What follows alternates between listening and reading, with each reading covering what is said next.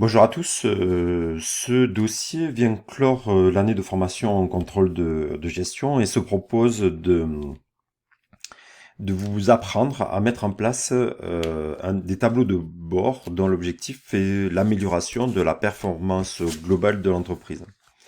Donc je vous propose d'abord d'expliquer ce que peut être ce que peut être un tableau de bord, ses objectifs, le contenu. Ensuite, nous verrons la construction et la mise en place d'un tableau de bord, la notion de reporting, et puis enfin on reparlera des activités, notion abordée déjà dans le dossier 3. Puis nous listerons des stratégies d'amélioration de la performance avec la sous-traitance, le benchmarking, la reconfiguration au re-engineering. Et enfin, nous terminerons par quelques limites de cette notion de tableau de bord.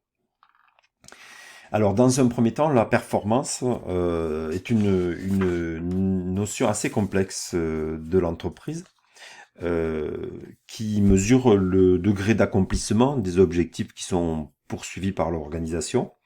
Et on va dire qu'une entreprise est performante lorsqu'elle est efficace et efficiente. Et elle sera une organisation est efficiente lorsqu'elle minimise les moyens mis en œuvre pour atteindre les objectifs qu'elle s'est fixés. Donc cette notion peut faire l'objet d'une dissertation. Hein. Qu'est-ce qu'est la performance d'une entreprise? Mais nous, on va approfondir plutôt l'outil qui permet de l'améliorer. Alors, un outil qui permet d'améliorer cette performance globale de l'entreprise, eh bien, c'est le tableau de bord de gestion. Alors, on aborde souvent la notion de tableau de bord aux informations qui sont fournies au conducteur d'un véhicule qui a un objectif à atteindre, par exemple un déplacement d'un point A à un point B. Donc ce tableau de bord va donner des informations qui sont nécessaires au maintien de la trajectoire. Et bien pour les entreprises, on parlera de tableau de bord de gestion et qui va fournir des indicateurs utiles au pilotage à court terme de l'entreprise. Associé à la notion de tableau de bord, le reporting. Alors voilà, le reporting va être élaboré, effectué, mis en place à partir de tableaux de bord et vise à la remontée régulière des informations qui sont formalisées par la hiérarchie. La recherche d'informations rapides, régulières est très importante pour les décideurs et qui doivent pouvoir aborder deux volets.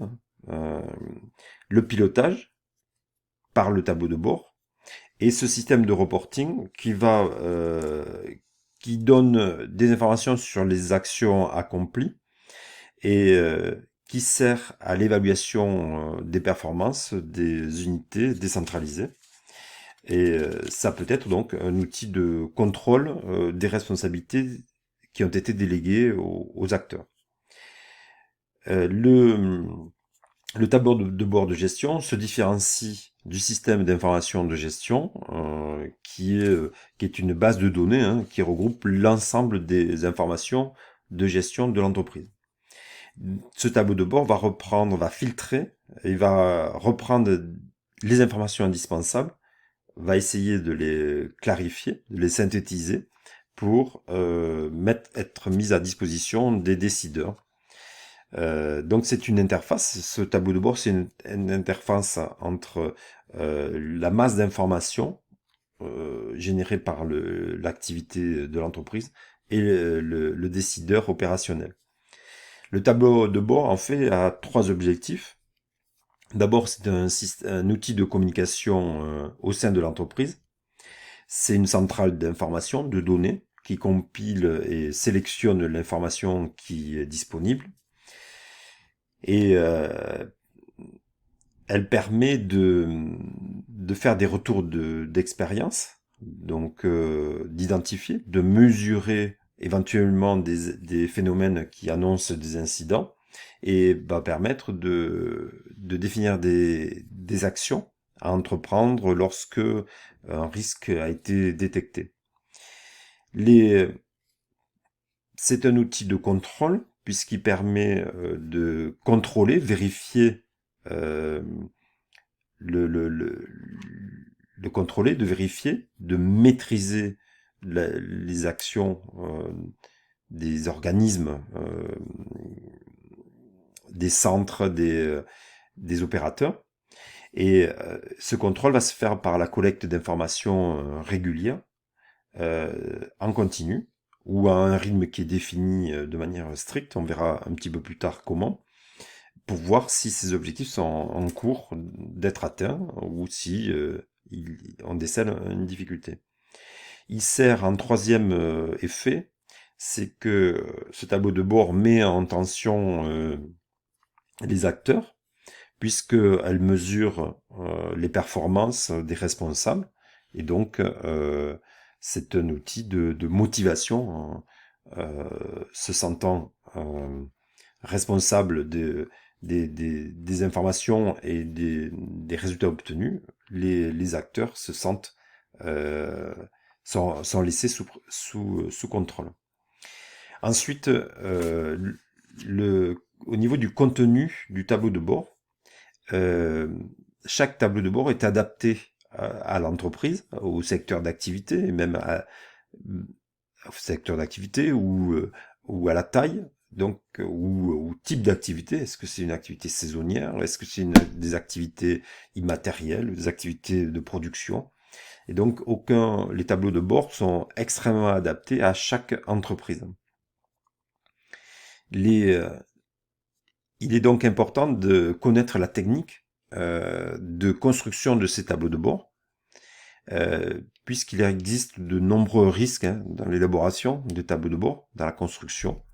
Et on va voir qu'à la base, ces tableaux de bord se reposent sur les notions de facteurs clés de succès ou facteurs clés de gestion. On considère souvent que le succès d'une entreprise dépend principalement des résultats obtenus par elle dans un petit nombre de domaines. Et ces nombres de domaines, on va les appeler les facteurs clés de succès. Donc on a déjà vu cette notion avec les activités qui sont les plus importantes puisqu'elles génèrent la valeur de l'entreprise. Alors par exemple, une entreprise peut avoir un facteur clé du succès qui correspond à l'efficacité de ses réseaux commerciaux, le savoir-faire à l'exportation ou la maîtrise des coûts de production. Donc ces facteurs clés de succès doivent être analysés et permettent d'élaborer des variables qui vont être cruciales à surveiller, et on le fera dans le tableau de bord. On doit aussi élaborer des variables qui vont caractériser les acteurs de l'environnement à surveiller. Ensuite, un certain nombre de variables vont être nécessaires pour caractériser la gestion de tel ou tel centre de responsabilité qui est sous la direction, par exemple, d'un responsable. Et pour cela, on va élaborer ces variables de gestion qu'il faudra évidemment sélectionner soigneusement pour éviter tous les excès dont on abordera un petit peu par la suite, qu'on abordera par la suite.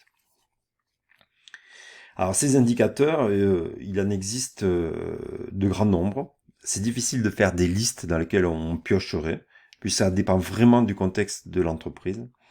Mais on peut quand même suivre une logique. Premièrement, on va définir quel est l'objectif ou quels sont les objectifs du centre de responsabilité. Quels sont les facteurs clés de gestion de ces centres, ou les activités les plus importantes du centre. Quels sont les paramètres qui peuvent exprimer ces activités ou ces facteurs clés. Et ensuite, ces paramètres vont générer des indicateurs qui vont permettre ce suivi. Alors, on peut faire un classement ces indicateurs selon leur nature, selon le niveau de responsabilité, selon les risques qui sont mesurés. Et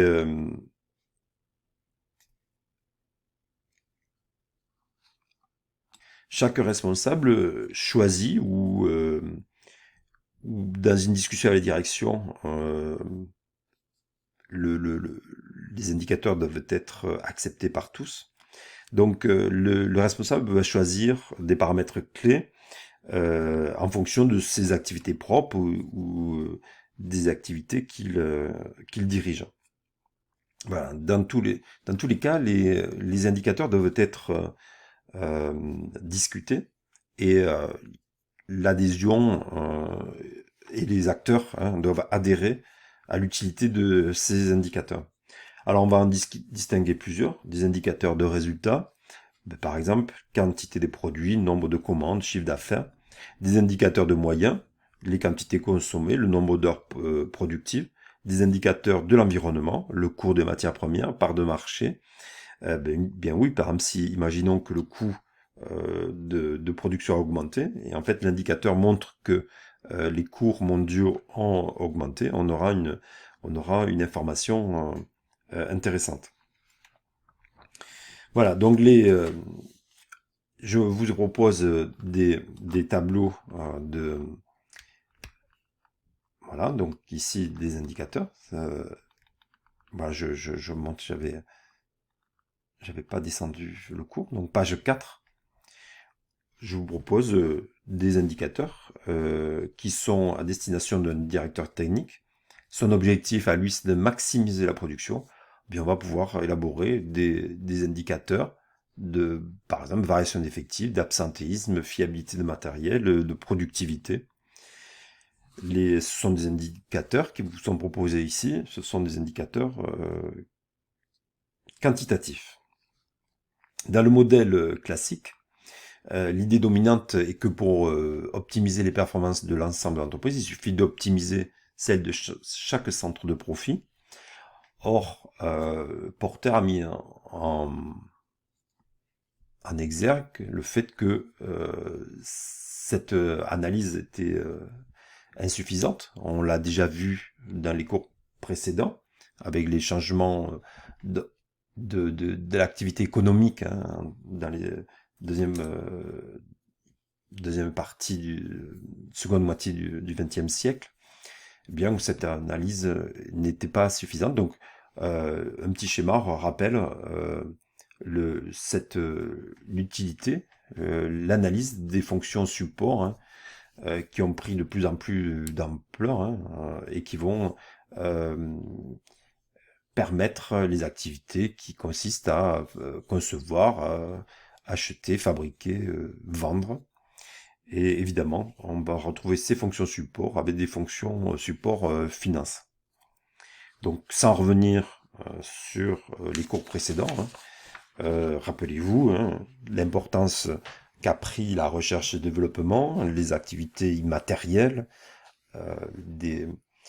par rapport à la production dans nos sociétés occidentales. Un système est d'autant plus performant que ces flux, que ce soit produits, informations, finances, sont réguliers et rapides. Les entreprises doivent être flexibles et de plus en plus produisent à la demande. Donc l'entreprise performante sera celle qui va optimiser ses interfaces et son succès dépendra de la capacité de l'organisation à être performante au niveau de l'ensemble de ses fonctions. Il est possible voilà, je vais vous présenter des indicateurs modernes qui sont adaptés à l'évolution. Alors par exemple, on va avoir plusieurs domaines. Par exemple, l'implication du personnel. La gestion du personnel va donner lieu à... rappelez-vous que dans certaines entreprises, la masse salariale représente 70% de la valeur ajoutée. Donc, très souvent, vous aurez des indicateurs de gestion du personnel à élaborer. Alors, donc, on peut avoir 5 thèmes. Implication du personnel, système de production, l'innovation, qui est devenue très importante, l'intégration des fournisseurs et la qualité totale. La relation aux fournisseurs est devenue aussi un facteur important dans le développement des entreprises. Des indicateurs autres que financiers peuvent être fournis. Là, c'est une liste d'indicateurs possibles dans lequel vous pouvez piocher pour faire les exercices. Donc, on a différents centres, production, distribution, administratif, et vous allez pouvoir élaborer, utiliser ces indicateurs, par exemple la production, les retards. La production, évidemment, ça va avec la qualité, le taux de panne, rebut, effectif, absentéisme, voilà. Vous avez toute une liste d'indicateurs possibles. Donc ce sont des indicateurs quantitatifs. Voilà. On verra que on peut élaborer aussi des indicateurs qualitatifs. Par exemple, dans un club de tennis qui est en région parisienne, ils veulent améliorer leur outil de gestion et on rappelle que le club a des objectifs qui est de former les jeunes, offrir des loisirs et renforcer la bonne image de la commune. Ça, c'est les objectifs. Et pour cela, les dirigeants doivent engager des équipes dans des compétitions. C'est un des moyens pour atteindre ces objectifs. Donc un objectif, c'est la participation à des compétitions. Alors cette école de tennis s'adresse à des jeunes qui sont en formation. Elle fonctionne 35 semaines. Et ensuite, on s'ajoute des adhérents qui sont essentiellement des adultes, et dont beaucoup sont des parents, des enfants qui sont à l'école de tennis. Les cotisations sont versées à la rentrée de septembre et financent une grande partie des charges liées aux cours de tennis, même si elles sont moins élevées que dans des clubs privés des environs. Certains adhérents ne viennent qu'en semaine et règlent leur cotisation, une cotisation moins élevée. Et certaines proviennent de sponsors, voilà, qui sont des sponsors qui ont une certaine flexibilité puisqu'ils ont le versement d'un budget une année n'est pas forcément reconduit l'année qui suit. Cette dernière année, le club a renforcé l'encadrement des jeunes. Un moniteur anime un groupe de 6 au lieu de 8 jeunes. Et un groupe occupe un cours.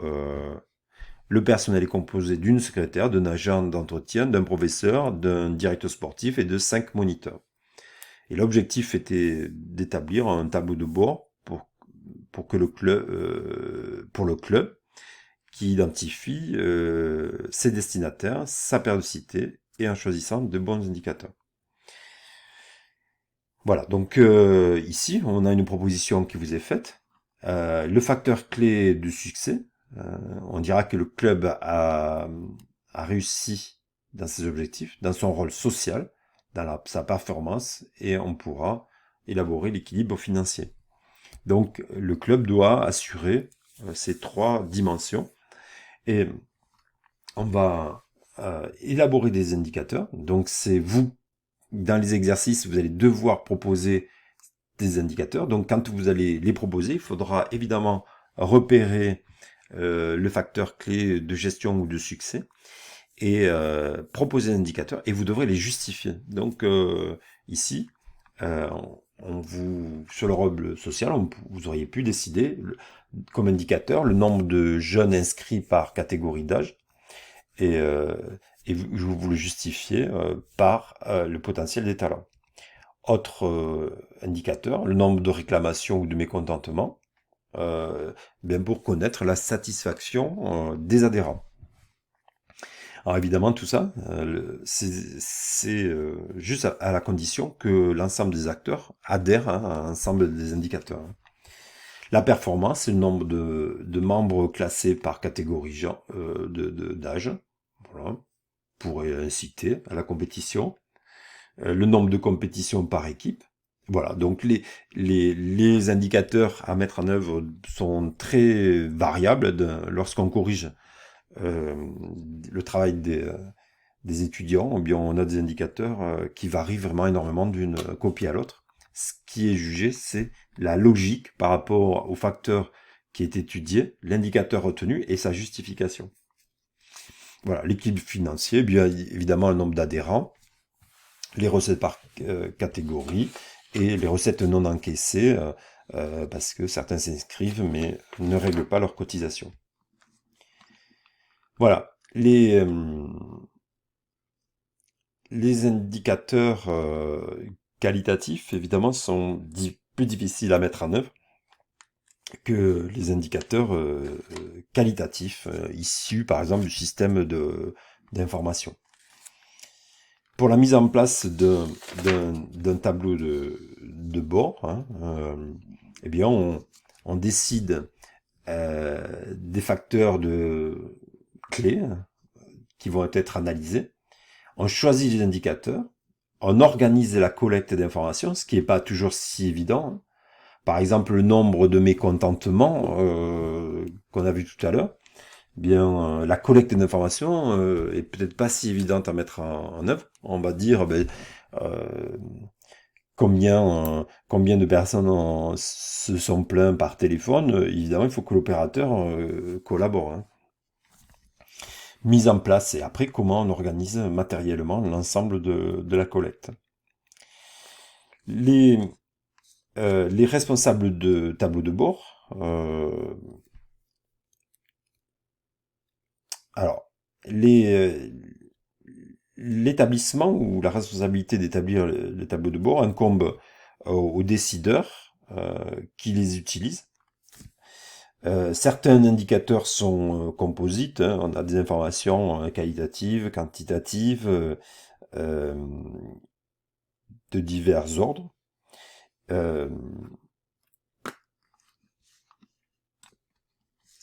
Et tout, évidemment, ce choix d'indicateur se fait dans la discussion avec la direction ou service central, hein, lorsqu'il y a s'il existe, lorsqu'il y a un service de contrôle de gestion ou service comptable. Voilà. Les tableaux de bord doivent être extrêmement clairs hein, pour réussir hein, ces objectifs.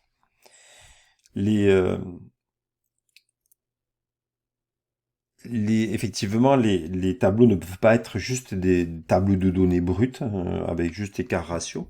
Et avec les outils informatiques, on peut évidemment mettre en place des graphiques. Si vous allez sur Internet, regardez des tutos ou des logiciels comme SAP, on peut avoir des camemberts, enfin voilà, des compteurs très visuels pour faire le suivi de ces indicateurs. Les Executive Information System, IAS,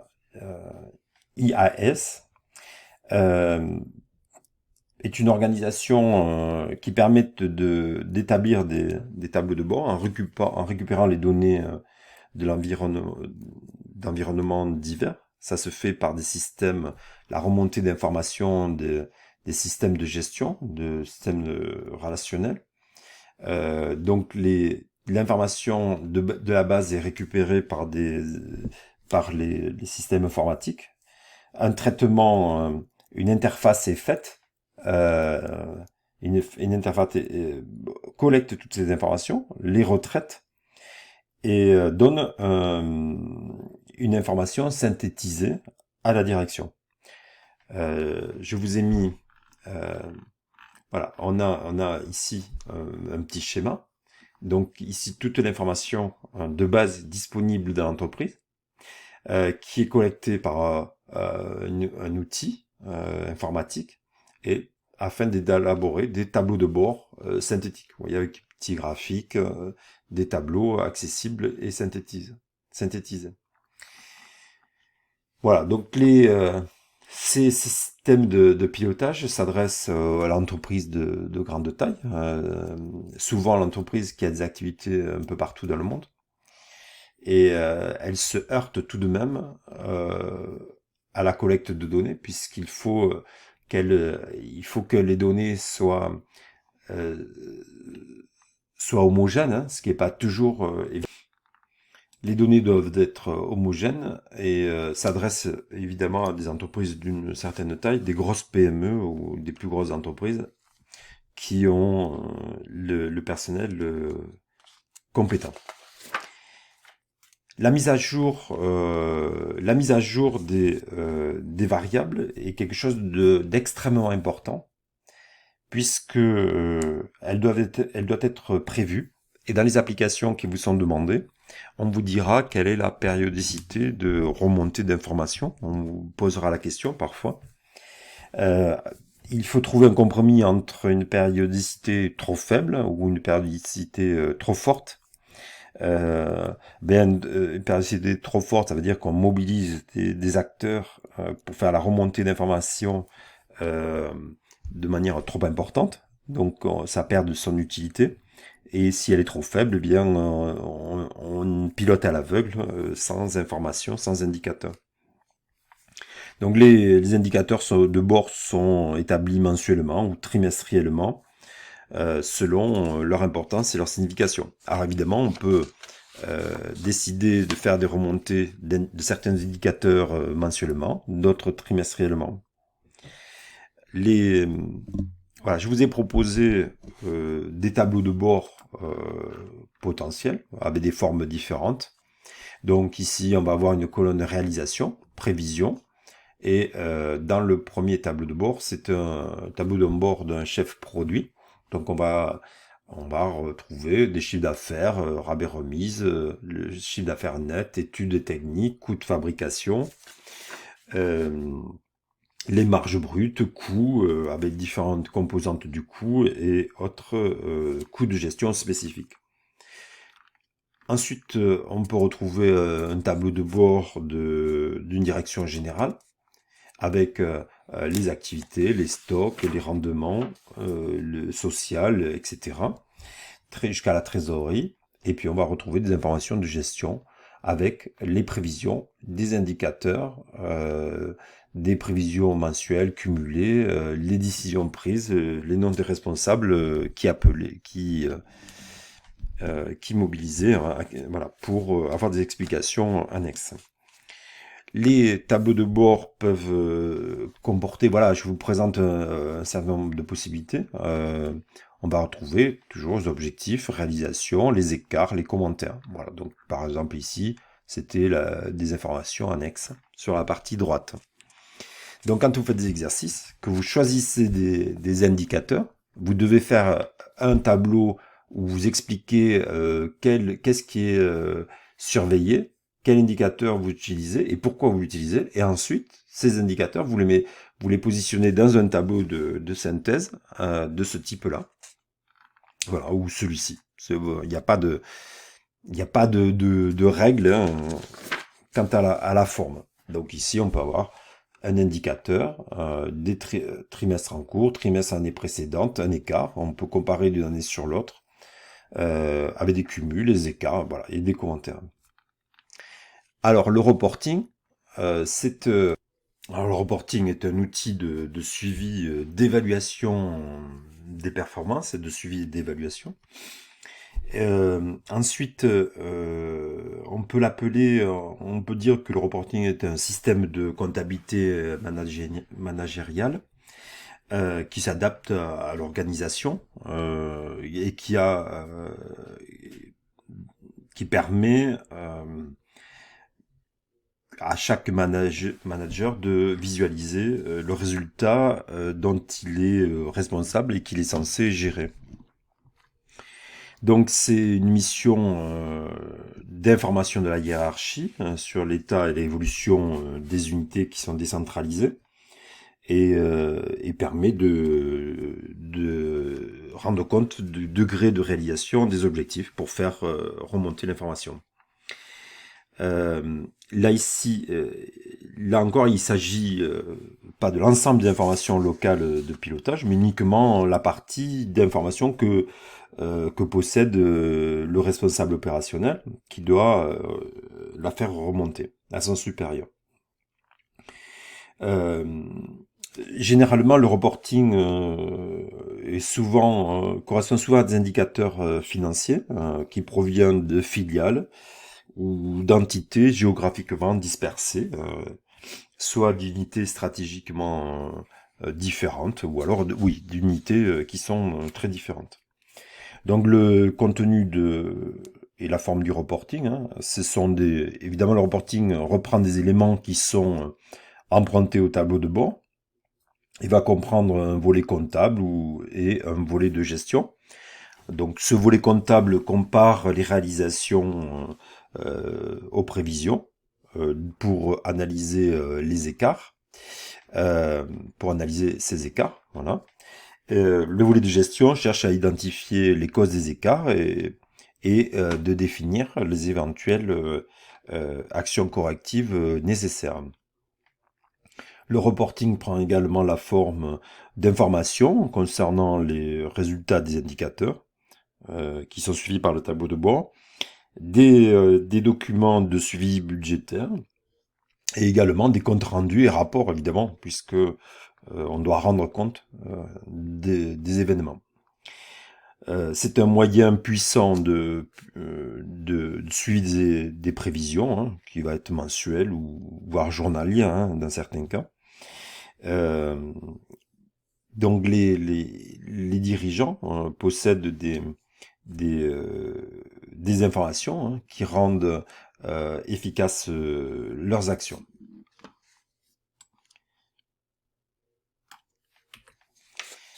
Au niveau de la gestion des activités, l'amélioration, c'est une notion d'activité qu'on a déjà vue dans le dossier 3. L'amélioration des performances de l'entreprise se fait par la recherche des facteurs qui sont susceptibles d'améliorer hein, la profitabilité générale. Donc ce sont les facteurs clés du succès. Et cette recherche-là s'inscrit dans une démarche plus large de recherche d'efficacité, de rentabilité. Alors, on va revoir rapidement la notion d'ABC, la méthode ABC, que nous avions vue dans le dossier 3, et qui s'inscrit pleinement dans ce cours hein, d'amélioration, hein, de recherche de valeur, d'amélioration de production de valeur. Et voilà, donc attention, toutes les informations du dossier 3 sont à remobiliser dans cette notion d'amélioration de la performance globale et de tableau de bord. Alors on reprend, hein, voilà, les chaînes de valeur. Si les informations que vous pouvez lire dans cette partie-là, eh bien, complète ou rappelle toutes les données du dossier 3 avec la notion d'ABC. Le ABC.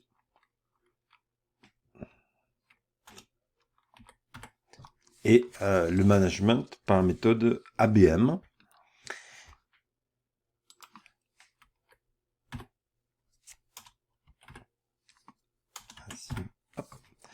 Voilà, donc on passe, donc c'est la remise en cause de la méthode traditionnelle de management et de calcul des cours.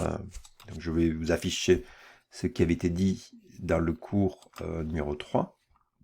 Donc dans la partie 3, vous aviez des informations sur la méthode ABM, Management à base d'activité.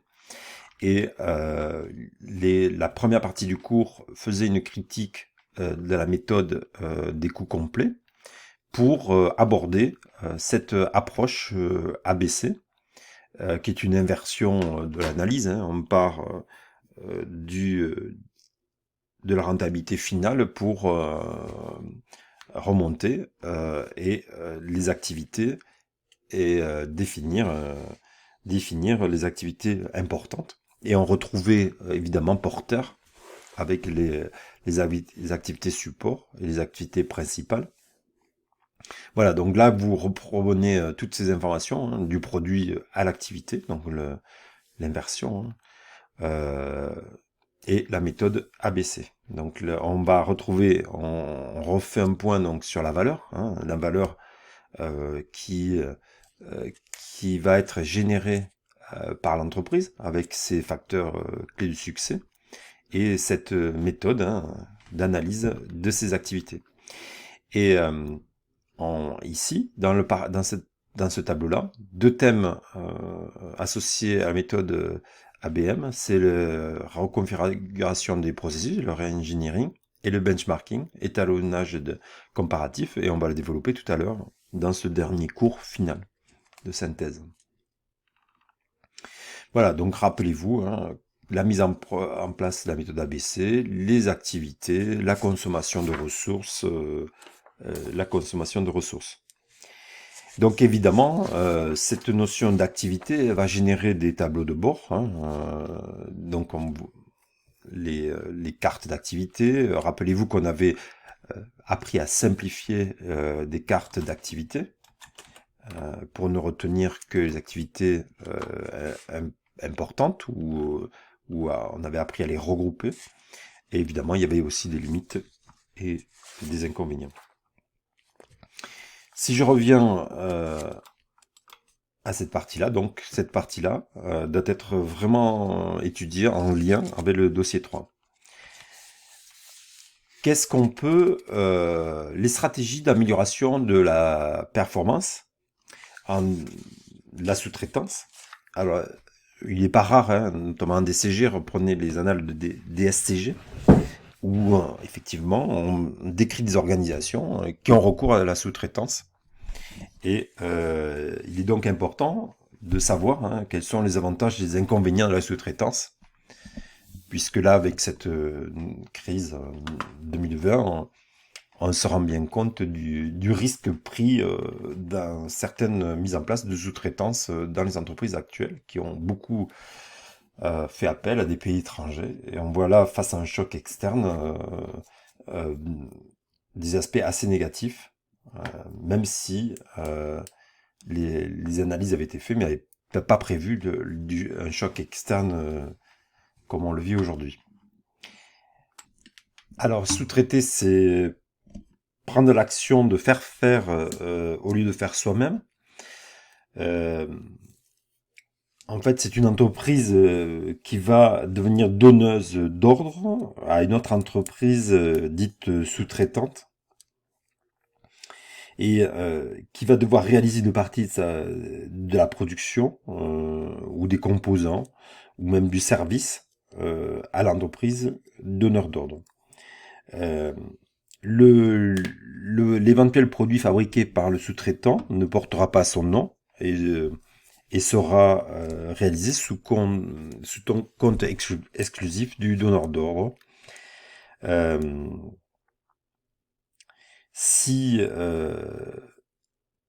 Alors pour le donneur d'ordre, la sous-traitance est évidemment préférable à l'intégration s'il trouve des sous-traitants qui lui offrent des produits de qualité égale, un produit-service hein, de qualité égale, et qu'il pourra atteindre des prix inférieurs hein, au coût qu'il aurait voilà, au coût généré par l'activité si le donneur d'ordre l'avait conservé dans son panel d'activités. Alors, le recours à la sous-traitance a des avantages, hein, puisque pour le donneur d'ordre, il peut se consacrer aux activités qu'il juge stratégiques. Il remplace des coûts fixes. Donc ça, c'est très important. Hein, il remplace des coûts fixes qui deviennent variables, puisqu'en cas de baisse d'activité, le donneur d'ordre peut toujours réintégrer l'activité dans ses locaux, ou c'est façon de dire, hein, dans son métier. Et donc ça crée une sécurité, hein, cette flexibilité,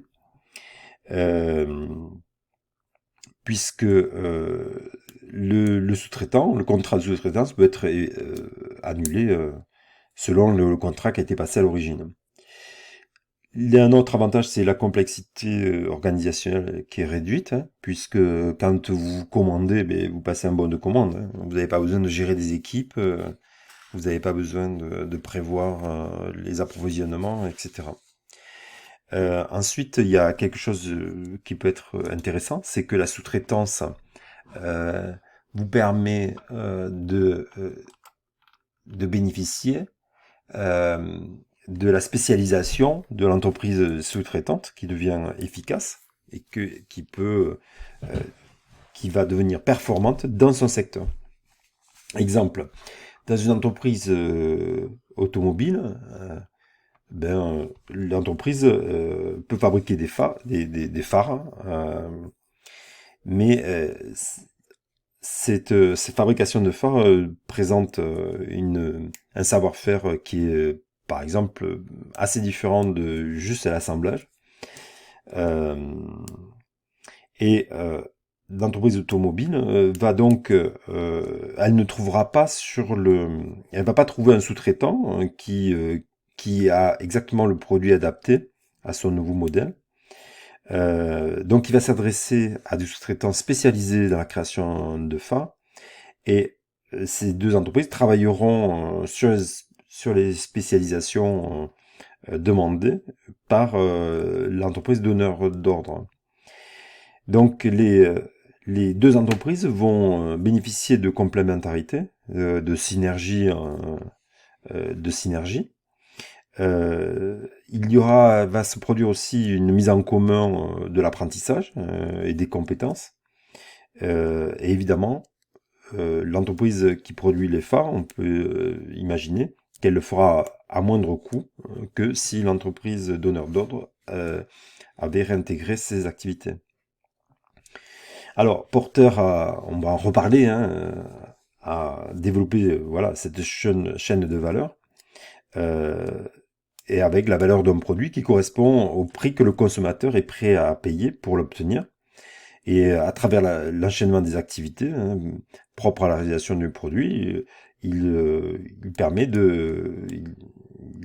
il spécifie qu'il faut distinguer les activités qui sont principales à l'entreprise et qui apportent la valeur ajoutée et qui constituent le métier de l'entreprise, les activités secondaires à valeur ajoutée qui peuvent être externalisées si l'entreprise n'est pas en position forte et les activités sans valeur ajoutée qu'il faut éliminer. Donc décomposer et reconstituer les étapes de chaîne de valeur permet de vérifier l'efficacité des procédures internes et donne des éléments pour choisir entre faire ou externaliser telle ou telle étape de la chaîne de valeur. Donc le porteur parle d'activités cœur métier et d'activités soutien, même si c'est pas si évident que ça. Hein. Ça va pas être tout blanc, tout noir ou tout blanc. Et d'autant plus que des activités peuvent être finalement dans certains secteurs une activité soutien et dans l'autre relever d'une importance différente. Par exemple, des entreprises de nettoyage des usines sont très souvent sous-traitées, mais par contre, il y avait une grande chaîne d'hôtellerie qui a fait sous-traiter le nettoyage de l'hôtellerie, et puis ça a posé beaucoup de problèmes pour la qualité, de rigidité du service sous-traitant. Effectivement, le nettoyage c'est du service client. Les clients avaient des demandes, on imagine, hein, des demandes différentes. Et donc, quand le client avait besoin de quelque chose, il n'était pas facile de s'adresser à l'entreprise sous-traitante pour accéder aux demandes, pour X raisons, notamment en cause souvent des rigidités horaires. Donc ici, on voit bien que la sous-traitance dans l'hôtellerie n'était pas si favorable que ça hein, parce que cette sous-traitance c'est un des éléments forts c'est le nettoyage, l'entretien est un élément fort de la valeur hôtellerie. Alors, il est plus facile, évidemment, de sous-traiter les activités de soutien, mais il y a quand même des inconvénients, puisque à cette sous-traitance, puisque le donneur d'ordre est obligé de livrer des données, alors des savoir-faire, hein, même si pas forcément des secrets de fabrication et encore. Et il est arrivé que le sous-traitant utilise ces savoir-faire, ces secrets, pour fabriquer pour d'autres entreprises concurrentes. Et, euh, ou pour elles-mêmes, en créant des concurrents, et notamment en Asie. Et les entreprises donneurs d'ordre sont retrouvées concurrencées par des entreprises d'anciens sous-traitants qui avaient créé des entreprises concurrentes. Les, alors aujourd'hui, avec la complexité des produits, la mondialisation de l'économie, euh, la sous-traitance généralisée s'est développée, mais elle est de plus en plus remplacée par des rapports de coopération sur de longue durée au regard des risques, hein. Donc on peut éventuellement prendre des participations dans la société sous-traitante ou inversement. Donc on va parler de coopération. Ensuite, euh, une dernière possibilité d'améliorer la performance de l'entreprise, c'est faire appel au benchmarking, euh, qui est une analyse comparative du processus continu et systématique d'évaluation des activités, des méthodes, par rapport à ses concurrents. Donc l'idée est de repérer le concurrent le plus compétitif dans tel domaine et de comparer le résultat de l'entreprise par rapport à ceux de ce concurrent considéré comme étalon de référence. Donc on va se comparer aux leaders, s'inspirer de leurs idées, de leurs pratiques, de leur fonctionnement et de leur expérience afin d'améliorer ses pratiques internes. Euh, ce benchmarking peut être pratiqué en interne, en comparant les services hein, entre eux, ou l'activité dans une filiale, etc. Donc le benchmarking, c'est une activité vieille comme le monde, on peut dire. C'est se comparer aux meilleurs pour essayer de s'en inspirer. Ensuite, il y a une autre méthode qui est la reconfiguration, le réingénierie, qui est fondée sur l'analyse globale des valeurs. Donc, les organisations qui sont fondées sur la hiérarchie, la division, la spécialisation et le contrôle ne correspondent plus aux exigences de l'environnement, hein, qu'on a vu X fois, qui est flexible, qui présente des chocs réguliers avec une diminution des cycles de vie de produits, voilà, avec la différenciation. Et donc ces entreprises très hiérarchisées, structurées, enfin voilà, ne sont plus efficientes. Donc la reconfiguration consiste à la remise en cause de l'ensemble du processus de travail, par le processus, toujours la même chose, qu'il faut entendre par une série d'activités et qui résulte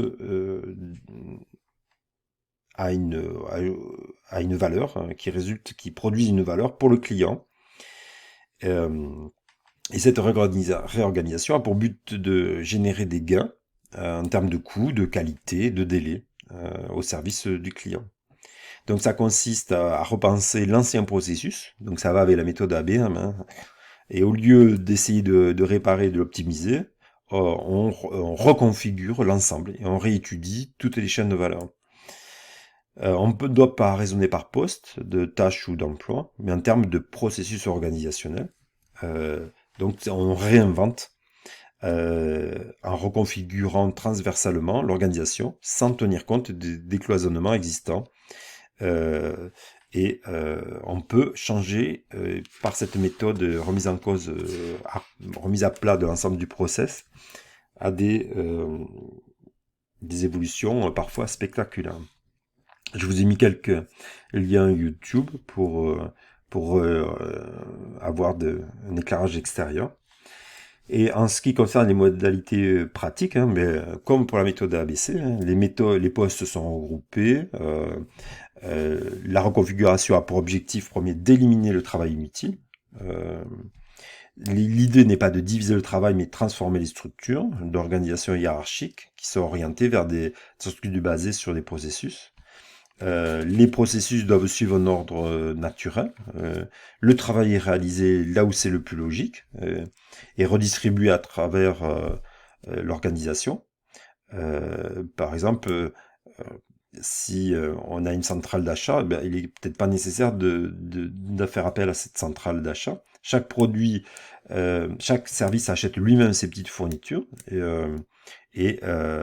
sur une liste qui est agréée sans passer par le service des achats. Donc les, les vérifications et le contrôle sont réduites. La gestion du cas, le gestionnaire de cas devient l'interlocuteur unique pour un processus reconfiguré. Voilà. La reconfiguration a des succès, mais des échecs également. C'est un changement de structure, mais qui ne peut être mis en œuvre que s'il y a une adhésion, puisque le risque est la suppression d'emplois. Bon, les tableaux de bord présentent évidemment des limites. Malgré tout ce que l'on a dit, ils s'inscrivent souvent dans une vision cloisonnée des centres de responsabilité et s'éloignent quand même de la notion de transversalité de la chaîne de valeur. Voilà, n'oublions pas que la satisfaction du client dépend de la force de vente, la qualité du produit, du service de facturation, de réception, etc. La mesure de la performance se heurte souvent à une rationalité individuelle qui peut avoir des effets pervers au niveau global de l'entreprise. Je vous l'ai souvent dit, hein, la dimension humaine n'est pas à oublier. Ils peuvent être figés pendant des années, ce qui peut être un frein hein, à l'évolution. Et l'objectif des tableaux de bord reste très souvent celui du contrôle, hein, sans aide au changement ou à l'amélioration. Et ils sont parfois conçus de manière interne, sans souci de comparaison avec les organisations concurrentes. Voilà. Donc pour essayer de contrecarrer ces aspects négatifs, il faut essayer de mettre en place un tableau de bord évolutif avec des indicateurs qui s'enrichissent ou disparaissent en fonction des besoins, être lié aux activités et aux processus en tenant compte des interdépendances, être tourné vers l'amélioration permanente des performances présentes et futures. Voilà pour la notion de tableau de bord. Et maintenant, il reste à faire des applications où on va vous demander de déterminer les facteurs, les attentes des